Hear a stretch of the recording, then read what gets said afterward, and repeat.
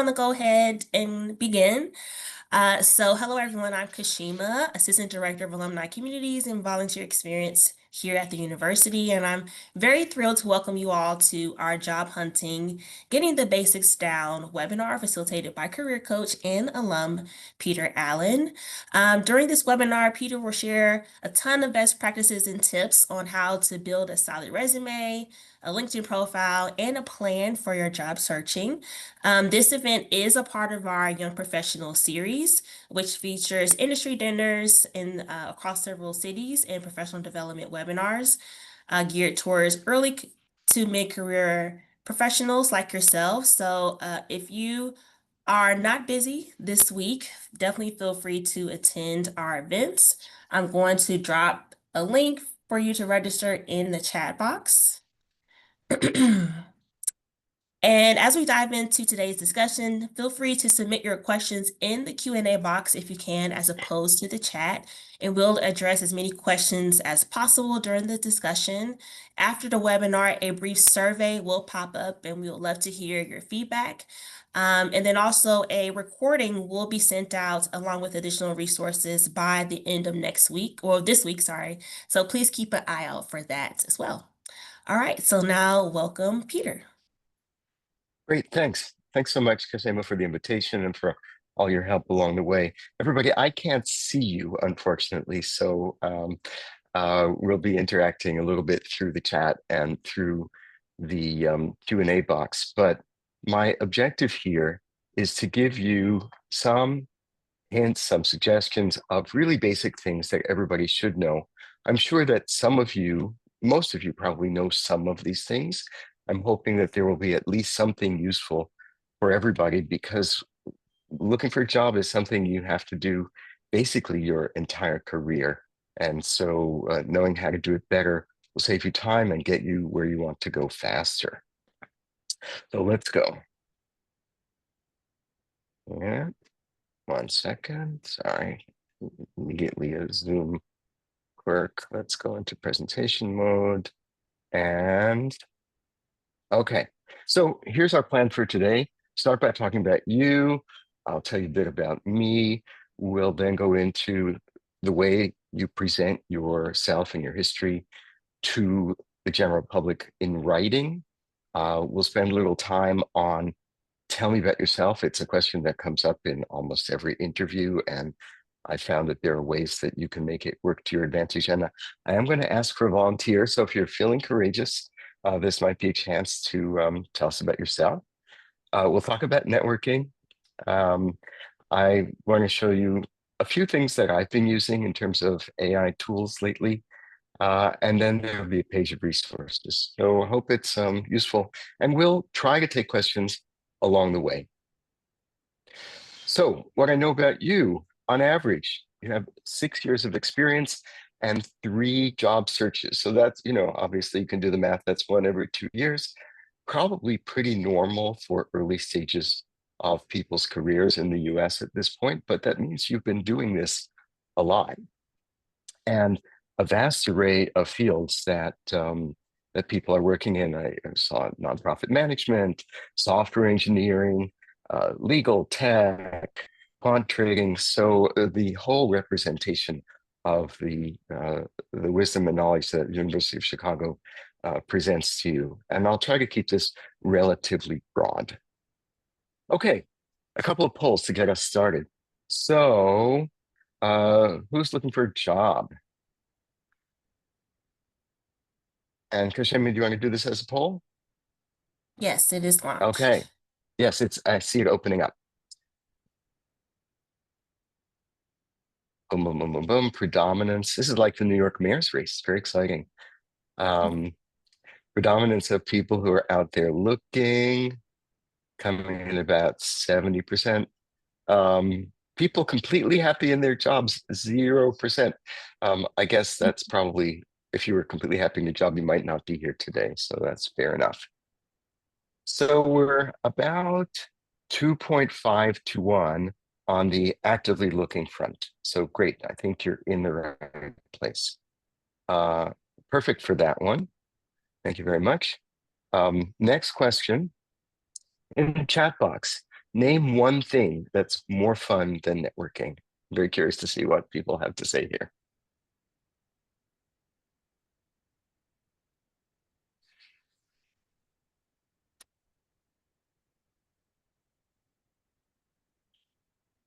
Cooking, reading a book. Okay, there's an introvert for you. Weightlifting. All right. So I see physical activities, everything. Thank you very much, Kim. Playing tennis, dentist visit. I just did that yesterday, running a half marathon. Happy hour. Okay, well done. Schmoozing, but without pressure. The beach library. I spent so many hours in Wittgenstein when I was at U of C traveling. Okay, I'm beginning to get the picture that networking maybe is not everybody's favorite activity. That's fair. On the other hand, you do have to do it, and we're going to try to talk about some ways to make it a little bit less painful.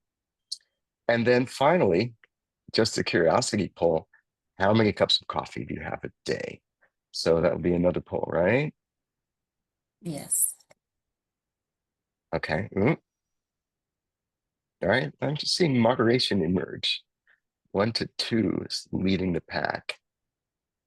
Um, if you're in the more category, pop into the chat how many is more.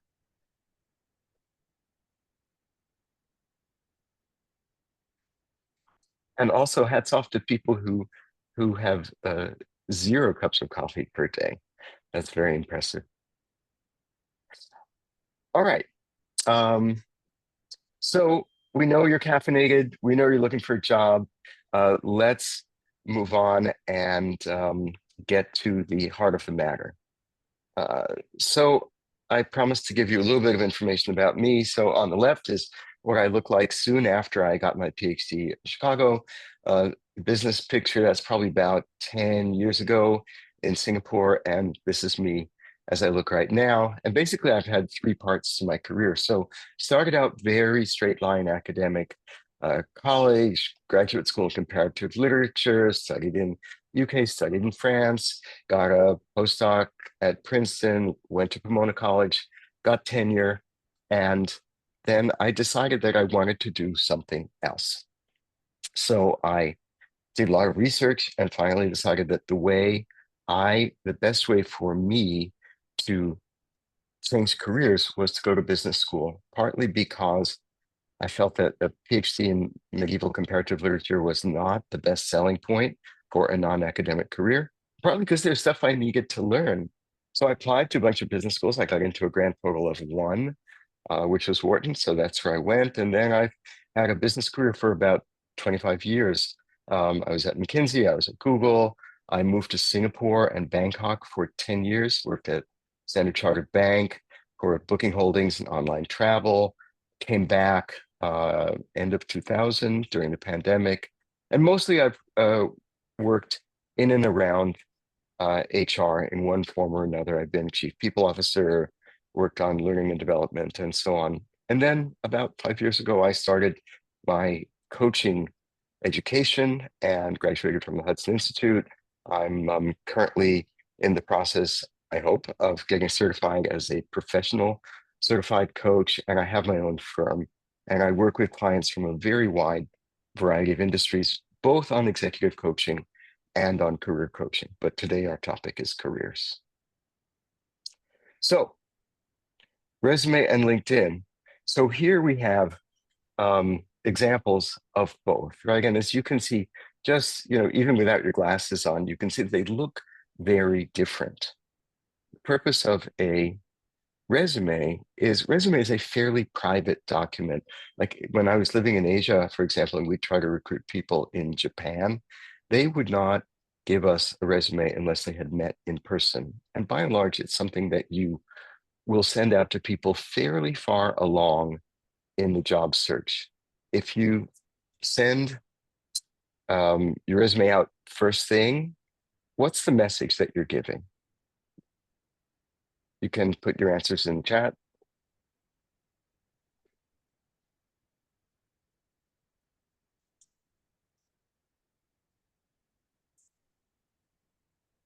I want to talk to you about your job. Fair enough, Ken.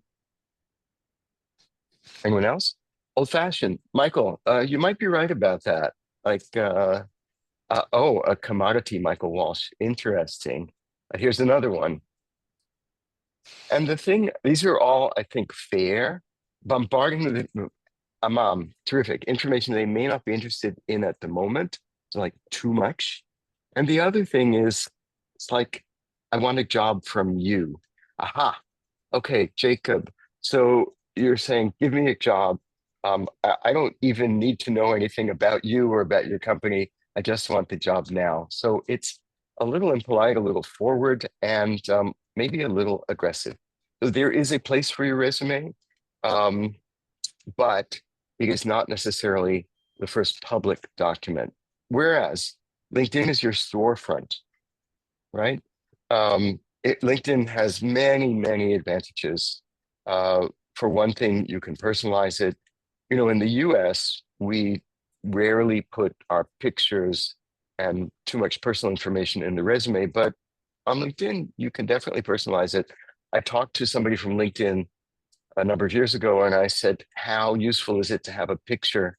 And she told me that recruiters are 7 times more likely to click on a profile that has a picture on it than on one that doesn't. So that was pretty stark. The background. Uh, this is, you may think, oh, it doesn't really matter, but actually, this is prime real estate on LinkedIn, and it gives you the opportunity to give a message about yourself. So use that. And then you're presenting all kinds of information. So it's public. Yes, you can modify it at any moment. On the other hand, you can't modify it for each individual user. So it's more of a public document than your resume is. Moving on. So let's talk about your resume. Um, First of all, so I used to teach French. The word résumé in French means a summary, right? It does not include everything you've ever done. And if you are just out of college or finishing business school and your resume is 2 pages long, it's probably too long. If you're any further along in your career than that, and your resume is more than 2 pages, it is definitely too long. Um, Nobody has the patience to see all of that.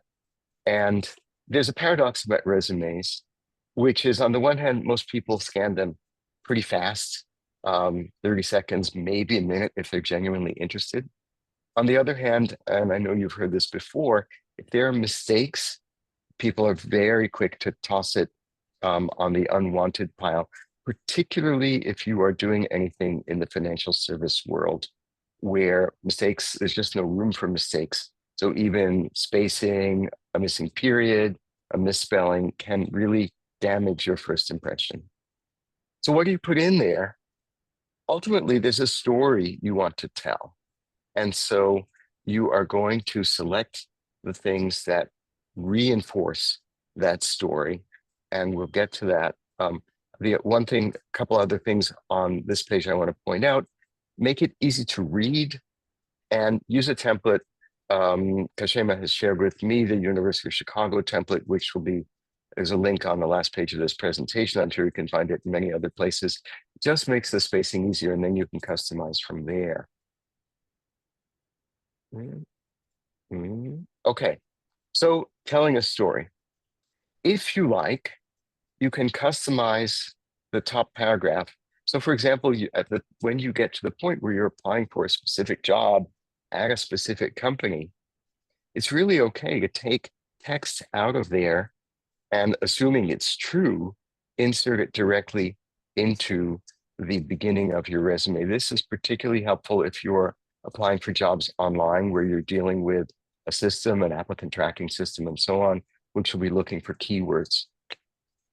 Basically, um, I suggest that there are 3 or 4 key messages about you and your career that you want to give, and that the resume should include stories that illustrate those.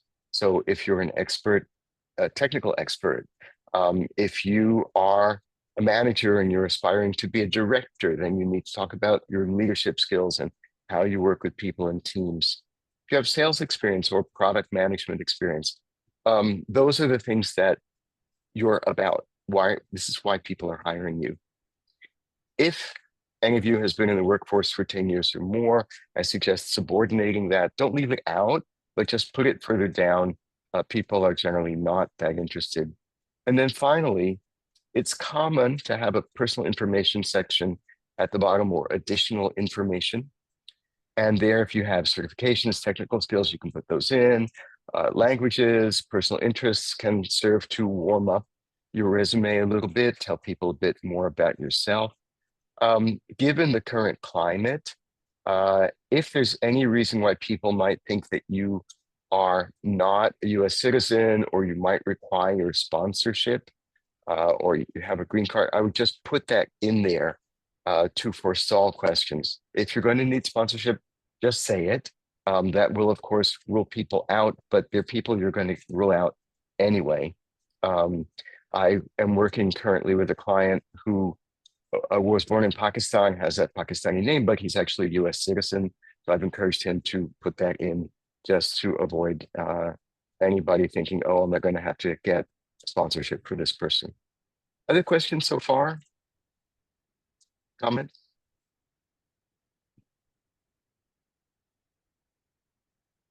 Okay, the chat is silent. So I'm assuming that this is all making sense. We'll move along.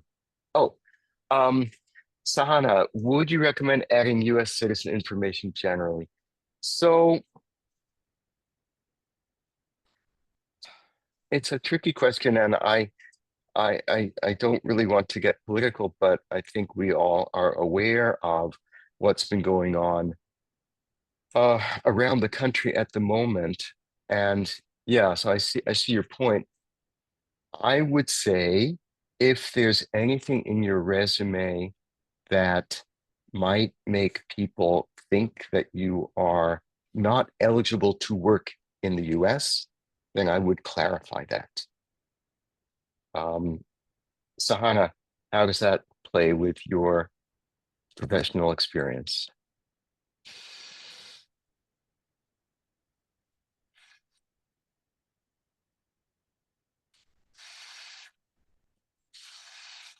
Yeah, it very often does relate to last names, and um, I think basically, look, the message you want to give with your resume is, I'm a great person. I have a lot of talent. I have personal qualities that make you want to be hired, and I am the right person for this job, and it's going to be easy to hire me.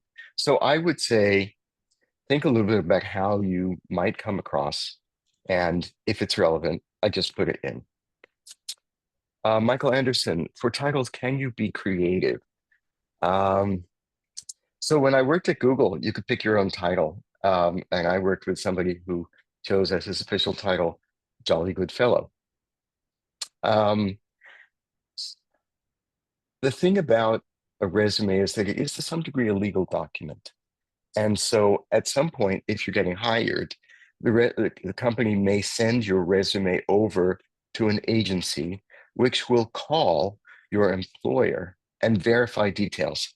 And they can't verify that much. They can't ask for your performance reviews, um, but they will say, is this person doing this job? When were they hired? And so on. So I wouldn't make stuff up. But what I would do, what you could do is give your title, and then after that, maybe something in parentheses saying responsibilities include, or you can make that very clear in the bullet points underneath. So I would be factual, but also be explanatory. Idalia, if you're making a career switch, oh, sorry, Sancho first. Can you please explain why the 3 or 4 sentence intro paragraph is helpful? It is not required. Ultimately, a resume is a listing of the things you've done. However, we live in a world where not everybody writes or reads a cover letter. And given that your resume, the bulk of your resume is generic, you're going to be submitting it to individual jobs. You have a couple of choices. One is you can have two or three different resumes and you'll just pick the one that's most appropriate, supposing you're looking at a couple of different, somewhat divergent career paths. And you can do that.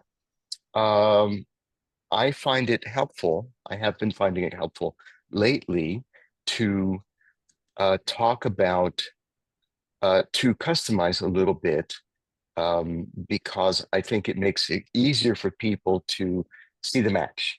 So supposing, I don't know, I wanted to work in pharmaceuticals and I have already done this for 5 years, but I've also worked in biotech. I might bring my experience and the qualifications looked for in the job description together to say, oh, because when people hear what they are looking for, they're going to have a more positive response. Again, you have to tell the truth, but I think you can customize it to fit.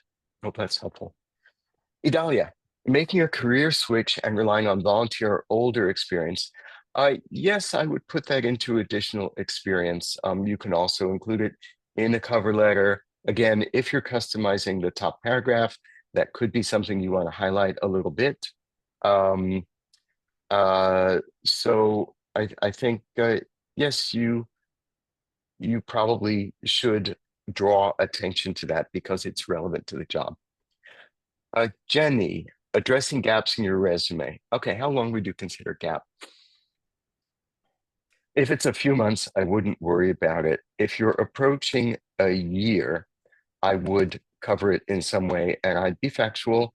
Um, it- you can say career break, you can say sabbatical, you can say parental leave, you can say traveling, you can say gaining additional experience in such and such. But I do think that people don't like to see gaps, and so I would suggest you avoid leaving something that's going to open you to questions. Um, that's my view. Kim, resume approach that translates academic experience so it's taken seriously in industry. Okay, so I had to do this myself. It's tricky, but you do, yes, it is important. And what I would suggest is you have to, so supposing your last job was you were a teaching assistant or you were a faculty member somewhere, pull out the aspects of that job that were relevant, whether they have to do with management or technical knowledge and so on. I do think that if you can get some part-time work, even some volunteer work that is closer to where you want to go, that's really quite helpful. But the point is, as a recruiter said to me a long time ago, recruiters like to put a box in a box. People do not want to take risks. Yes, obviously, if you have an advanced degree from the University of Chicago, you're very smart. But generally, employers like to hire experience rather than ability or both. So you want to make the case that you have done this before, you've done something like this so that the skills readily transfer. Sanjay, XAS projects for more than 10 years. Want to transition to M&A and private equity. I've taken professional courses, no job experience. So again, it's sort of the same insofar as you can make yourself look like the job you're going to, it's going to be a lot easier. I think this is always where your networking is going to come in handy. That ultimately, there's an old saying, look for the people who are looking for you. So on LinkedIn, if you can find people in your target industry who have backgrounds like yours, see if you can get hold of them and say, I would like to do what you're doing. How did you do it? And see what hints you can get from them. I'm going to take one more question and then I think we'll move on to the next page. Yunpa Che, a way to find company or group where I can work with fellow Asian Americans. I've been saying I'm interested in peer networking, but my online job search is interesting. Um, so I would probably use LinkedIn. Um, I'll go into more detail later, but there are various advanced functionalities in LinkedIn, which of course you have to pay for, which can help you find individuals. In particular, the one I'm thinking of is called LinkedIn Sales Navigator. It's quite expensive. I do use it. It's very helpful for my clients. And you can look up people. So, one thing is if you want to find people who come from a country that you have some experience with, honestly, if you're from Singapore, the name Tan is super common. If you're from uh, Korea, Kim and Park are common names. So you could try that. I would also use your networks, whether it's alumni organizations, um, and just keep reaching out. All right, let's move along. So back to our slide. Um, I mentioned Sales Navigator. LinkedIn is a place you can find people, and it's a place where people can find you. And to make yourself visible, you need to get on chummy terms with the algorithm. And one of the things it looks for is people who are active on LinkedIn. LinkedIn wants to be loved. So if you can spend 5 or 10 minutes a day on on the system, looking for stuff that's interesting to you, reaching out to people, commenting on things that are of interest, joining groups, even adding posts and articles, you will become gradually more visible. I know that any social media platform has a lot of narcissism and it can become a little bit distasteful, but you just have to like look the other way and play the game. Um, okay, so basics for LinkedIn. Picture, full face, professional, right size, smiling. We're in the United States, people like smiles, clear. I have clients who have hired professional photographers and it's made a big difference. So get a good picture. It represents you. Yes, the banner image. What's the message? I work in financial services. I work in biotech. I live in Chicago and I want to stay here. Or I love nature and that's something important about me. That image should reinforce who you want people to understand you to be. I haven't used the Canva banner creator, but I understand it's very precisely tailored for exactly this. Fix your URL. I was talking to a former colleague yesterday who's looking for a new job, and her uh, URL has a long string of numbers about it. They do not roll trippingly off the tongue. You can adjust that. So do that. Make it easy. Uh, you can add your name. So if you're in the title, if you have a University of Chicago MBA or PhD or JD, you could say, I think I have PhD and MBA in my title at the moment, but don't have 8 things. It's a bit too much. Use your about. That's your narrative. Um, be thoughtful about that. For the job information, by and large, you can transfer stuff over from your resume. Use skills. Again, automatic systems will be looking for keywords. So you want to think, and the way to find the right keywords is to look at job postings in your field or look at people whose jobs you want to have and find out what they use. And if they're true, if they describe you, then you can use them. One of my slogans is that in academia, plagiarism is a sin, and in business, it's a virtue. So if you see a good idea someplace and it's true, use it. Okay. And the recommendations do seem to matter. Recruiters seem to pay attention. So get some. Okay. Tell me about yourself. Um, so look, this is something you need to prepare. No verification on LinkedIn. Honestly, I don't know. I got myself verified. I think that's a question to ask LinkedIn themselves. They ought to be able to help you with that. Um, Probably I would try to do it if you can. Tell me about yourself. So look, when you are making a networking call, you want to have a one sentence. Hi, I'm a uh, University of Chicago JD who has been working for major firms. Now I'm looking for a boutique firm, or I want to transfer my practice. I want to move from Chicago to San Diego. Um, um, and so prepare a short version for that. A longer version, and Kashem is reminding me that we're short on time, so maybe we'll skip the volunteer part unless we have time later. But this is your chance to tell your story, and it serves two purposes. One is what you've done, and one is who you are, and both matter. So I have found, and I've been teaching a workshop on this very topic, that about 90 seconds is seems to be just about the ideal length, give or take. I find it's really helpful to have a one sentence summary right at the beginning. I'm Kashema. I am a talent professional who loves working with people from top tier universities, some framing for everything that you're going to tell them afterwards.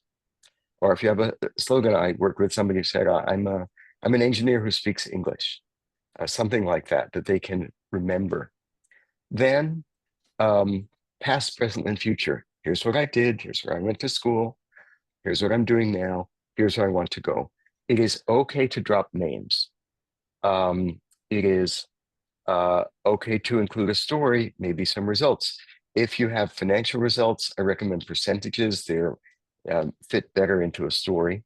And then last but not least, you want to move along and pass it back to them, lob the ball back into their court. So I'm really interested in finding a job where I can. And this sounds a lot like the job we've been discussing. Please tell me more. So it doesn't end with a thud. And move on. Okay, networking. All right. The fact of the matter is that it is as hard to find a good employee as it is to find the right employer. You've probably experienced this if you apply for jobs on LinkedIn, you may find that you're one of 500 applicants, which is really quite daunting. Um, if you are that employer and you get 500 applications, it's also daunting. Now you have to go through 500 resumes. Most of these people are not qualified. Um, most of them, almost all of them, are people you don't know. How do you know if they're any good? You probably don't want to hire somebody you don't trust. So it becomes a problem. And this is where networking comes in. The principle is that you have a network, the employer has a network, you're Adam in this case, the employer is God. Um, you're looking for something, they are looking for something, and where the two networks touch is where the magic happens. So think of your networks as a series of circles, right? The dark circle in the center, those are the people you know. Then there are people who know people you know. Then you get into your broader University of Chicago network, and it expands out more and more. And of course, the further out you go, the more people are in those networks, and therefore the more opportunities they might be in touch with. Little theory here. This is a principle that's been around for decades, the strength of weak ties. And the idea is you need your strong network. Those are the people who really know you and whom you know. At the same time, those who link to networks further out are going to be able to connect you with more opportunities. And that's where networking becomes very powerful. So a few tips here, and here on the next page or two, I'm citing a book which I recommend. It's in the list of resources. It's called Your Invisible Network by a colleague of mine, Michael Melcher. So weak ties in those external networks are just a lot more people. Also, they know stuff you don't know. And that's why you want to reach out beyond the limited circle of people you know yourselves. They also can see you as you are now, whereas people you know for 10 years may have a slightly outdated image or they know that you're an expert litigator, but actually now you want to move in house and work on new products or something like that. And so you can recreate yourself. Also, weak ties are safer. I like this. I'll just read it to you. If I sit next to a stranger on a plane and mess up while talking about my book idea, who cares? Take a chance. And then finally, it's easier to refer people with weak ties than people you're closely connected with. So there's a lot here. All right. Michael Melcher's 6 rules of relationships. Relationships are connections that are beneficial to both parties. They meet at the intersection of needs. Bids, if you have ever seen anything about couples therapy, you'll see that we interact with one another through bids.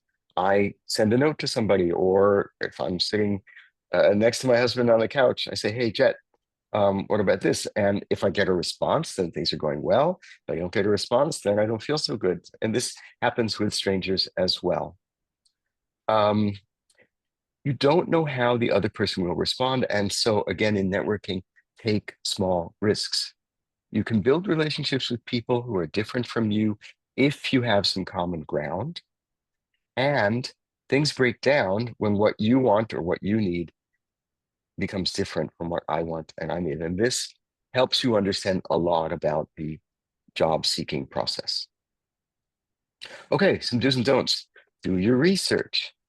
Unless you're a big extrovert, you're probably going to start with a written communication. Write well, keep it short, um, explain why you're writing, make it about them, and have a good subject line in hopes of that they will actually open the email. Be polite. It's amazing how important it is to be polite. I see a question from Michael Anderson. I'm looking for a job and see a UFC grad at the firm. How should I approach them? Yes. Okay, so supposing you have a target firm, there is a job you've applied. Yes, you may, and I encourage you, I think you should approach the University of Chicago grad, even if it's somebody you don't know. Send a note saying, "Hey, hi, I found you. I see that you're a University of Chicago alum. I just applied for this job." You can ask either, do you have any information that you could give me? Could I talk to you about it a little bit? Or would you feel comfortable signaling to them that I've applied, and just ask them if they would take a look at my application? I think it's totally appropriate to ask for help to get from the long list to get onto the long list, as opposed, um, beyond that, then it becomes pushy and I think inappropriate. So be polite, um, ask for what you want, make it very clear. Like if you want to talk to them, you have to ask, right? Don't be passive aggressive and say, "Oh, could we connect?" And they accept the connection on LinkedIn, and then what, right? So ask. You can follow up. Don't be a nuisance, right? Be polite. You can be moderately persistent, but very often in life, no answer is an answer. Okay, meetings. The closer you can get to real life, the better, because in real life, you've actually met someone, you're starting a relationship. Again, do your research, be prepared. If your interaction, whether it's on the phone, on Zoom, in person, goes well, expand your network, right? I've just met um, Noah Walton. Noah, is there anybody else working at your firm or working in your industry that you think I could talk to who might be helpful? Pay attention to the time. If you've asked for 15 minutes, when 15 minutes come, say, I noticed we're at 15 minutes. It's been super helpful. I do have a couple of other questions, but I know you may need to get back to work. Be respectful. Say thanks. Write a follow-up note. Okay, AI. I'm going to go through this fairly quickly, but I do think I'm finding it very helpful. So I have found that Claude is a lot better than ChatGPT, at least in my own experience. It's not Claude Monet, it's Claude AI.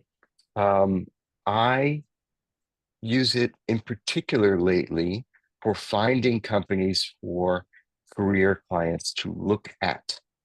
And so if you want to work in a particular field, say environmental chemistry, and you want to work in I don't know, in Tucson, Arizona, pop it into your favorite AI bot and see what it gives you. And I'm going to give you an example. We won't go into it too thoroughly, but I do find that writing a long, detailed prompt is a key to success. So this is when I made up for this presentation.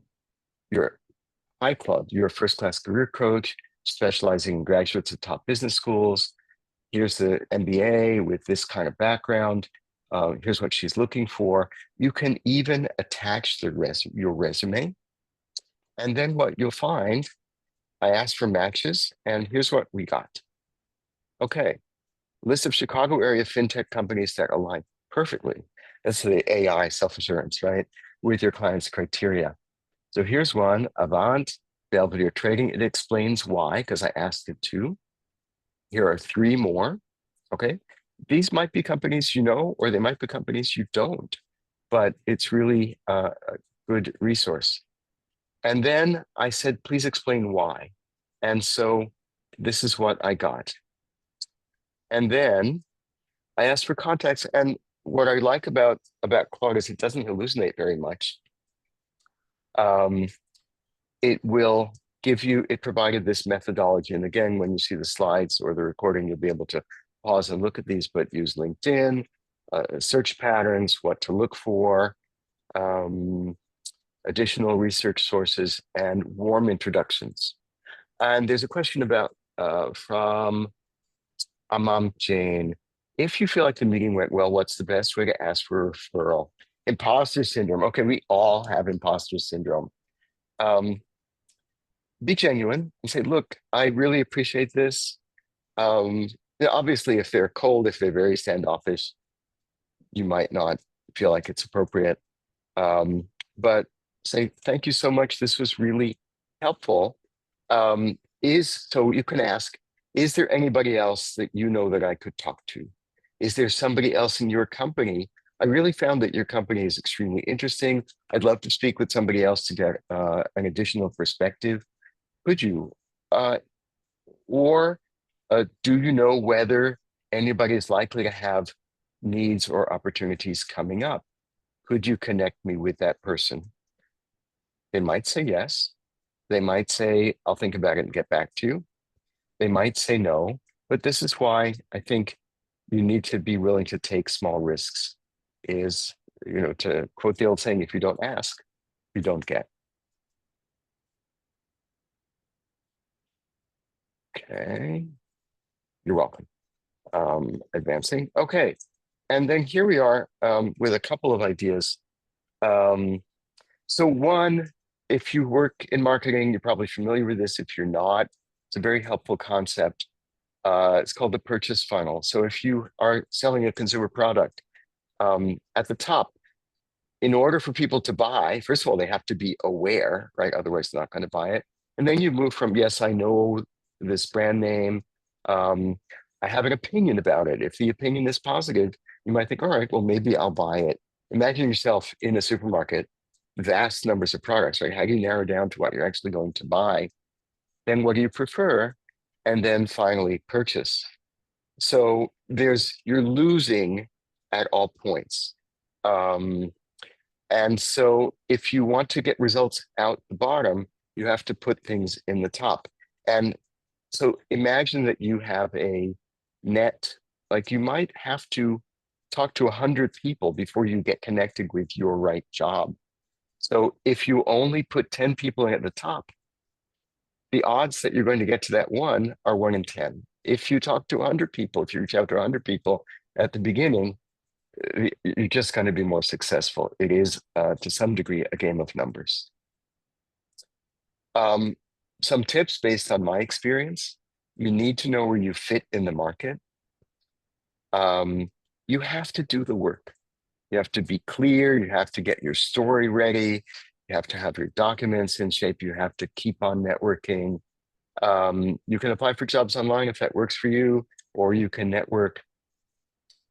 Do connect with insiders, as Michael Anderson was asking. And remember that it takes time, and to some degree, it takes luck. And as a result, you keep at it and you take care of yourself. in the process. That's really important, right? This is not easy. As a lot of people noted at the beginning, networking is a little draining, particularly if you're at all an introvert.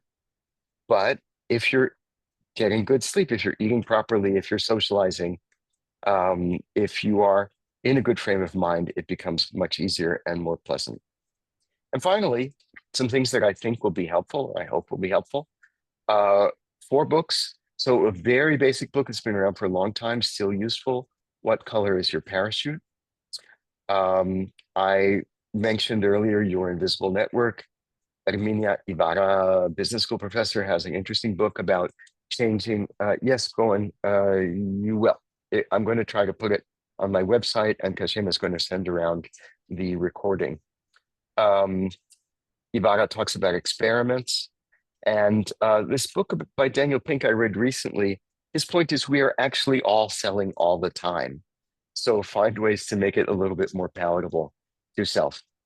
Other things, so I mentioned Sales Navigator, I mentioned Claude, the Careers Office, they are here to help you, and it is in their interest, it is in the university's interest to help you find the right job and the resume template. So that's the end of the formal part. How about some more questions? I think we have a few more minutes. We do have a question in the Q&A box from Sanjay. Okay, hold on, let me see. If I want to move to private equity and VC.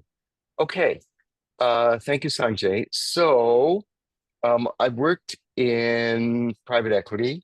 They tend to have very, very large numbers of people applying for these jobs, and as a result, they can be quite selective. Um, so you want to get yourself into those networks. In general, um, as I said, employers don't like to take risks. They want somebody who has done this before, and so one of the techniques I suggest to people is acquire protective coloration. Look like the herd that you want to belong in. So I had quite a challenge when I was leaving academia and going to business school because I didn't look like other people. And so I had to, that's why I went to business school. And when I went to interview, I wore a suit and a white shirt and a tie, just like everybody else. I wanted to be um, typical enough that I was in the consideration set. And then over and above that, have other things to offer. So figure out, Sanjay, look at people who are doing exactly what you're doing. Find out what skills they have, what education, what online courses you can take. See if you can get some volunteer or project experience. Get connected, get inside. Anonymous attendee, do we have any tips for networking for internships and externships in law school? So I haven't been to law school myself, but again, connections are really helpful. So reach out as much as you can. And look, the biggest law firms tend to have a very formal cycle. Smaller law firms may be more informal just as vacancies come up. So see what you can do. See if you, but connections are really the name of the game. Hannah, for people who are navigating layoffs, in particular as a result of the federal funding landscape. Yes. So currently, I'm doing some pro bono coaching for a terrific woman in Kenya who had been working for an agency that was funded by the United States government, and the funding got cut, and most of the people at her firm were laid off. She does marketing for nonprofits. And so what I would suggest is you might see if you can get some coaching. It can be helpful. Um, again, in general, part-time work, project work, volunteer work, everything that can make you look active, look qualified, will help. I think get some solidarity. On the one hand, yes, other people who've been laid off are competitors, but they're also peers, and presumably they will be share some experiences with you. So I'd say look for friends and just keep at it, and also keep an open mind. Maybe there are some other related things that you might want to be looking at where you can use some of your other skills as well. Okay, very nice note from Ken Stevens. 90% of Chicago graduates will take the time to speak with you if approached properly. Yep, I really do encourage that. Um, going up, okay, Isabella. Um, for networking, preferable to speak with someone at your peer level or someone in a more managerial position. Yes, both, but for different purposes. Peers will help you get information about the company. So that might be a good place to start. Once you know that it's a company you're really interested in, then you might um, look for people who are in a position to hire you to understand more about opportunities. But don't confuse the two. Trying to catch other things. Okay, skills. Daniel asks, Microsoft Office. So, look, first of all, be truthful. Secondly, like pretty much everybody knows how to use Microsoft Office at this point. I would say if you are super qualified in Excel and it's relevant to your job, put that in. But remember, summarize. And as somebody said to me a long time ago, the purpose of your resume is to make you look like somebody whose entire career has led up to this particular job. And so think about the skill. Is it relevant? Do you speak Arabic for a company that is expanding into the Middle East? If you do, great. Talk about it. Um, again, try to get into the head of the potential employer. Um, okay. Mark asks, I send emails to my weak ties. Most of the time, I receive no response. Follow up or not? An excellent question. So there's a fine line between being persistent and being annoying. A rule of thumb, never say anything that's going to make somebody feel bad. There's a lot in common between job seeking and dating, for better or for worse. And ghosting is one of those things. So I would say if somebody doesn't write back, give it a couple of weeks, and you can send a very gentle reminder saying, "Hi, you might have missed this, or perhaps I'm sure you're very busy. I just wanted to check in again." If it's somebody you actually know and they haven't responded twice, um, you could graciously say, "I understand. I'm assuming you're really busy. Thank you so much for your interest," so that you close it off gracefully. Um, and then stop. Let it go. There are plenty of fish in the sea. Okay, cold outreach, LinkedIn versus email.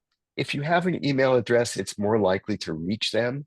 So I would vote for that. Um, if you don't, then maybe LinkedIn. Okay, Ken Stevens, I am retired and help others. Written thank you notes. Yes, look, I'm a great believer in thank you notes. Um, I I think these days probably an email is more realistic than a paper note just because it gets to them faster.